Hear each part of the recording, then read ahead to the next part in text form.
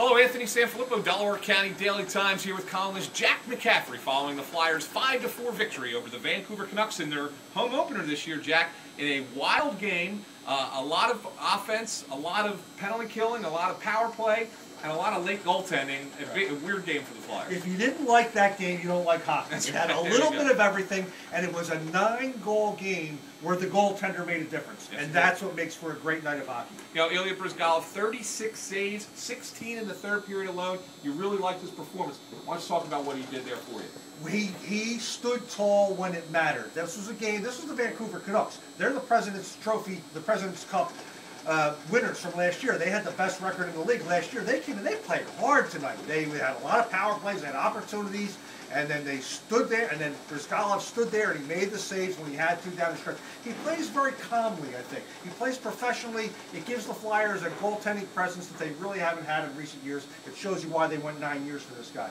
9 years for him, and the penalty kill, we can talk about it a little bit. Yeah, the Canucks were 2 for 7, but the Flyers had to face 5 power play opportunities in the third period, killed the last 4.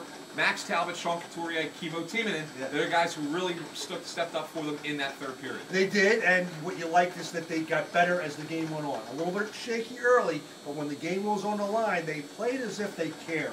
They played as if, and we're talking about we're here in October, they played that game as if it mattered. That should carry them a long way if they continue to play with that attitude. And, you know, one of the things that they did tonight is they trotted out a brand new slogan of sorts at the beginning of the game. It's all about the chemistry.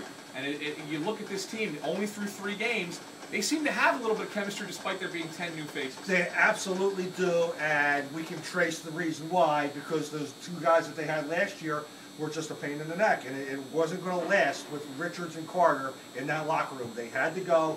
We're going to see Richards this weekend. Yes, we will. Heck of a 3-0 start. Beat Boston, beat Vancouver, beat the Devils, and now the Flyers West are coming to town when the Los Angeles Kings come in Saturday with former captain Mike Richards. For Jack McCaffery, I'm Anthony SanFilippo saying thanks for tuning in.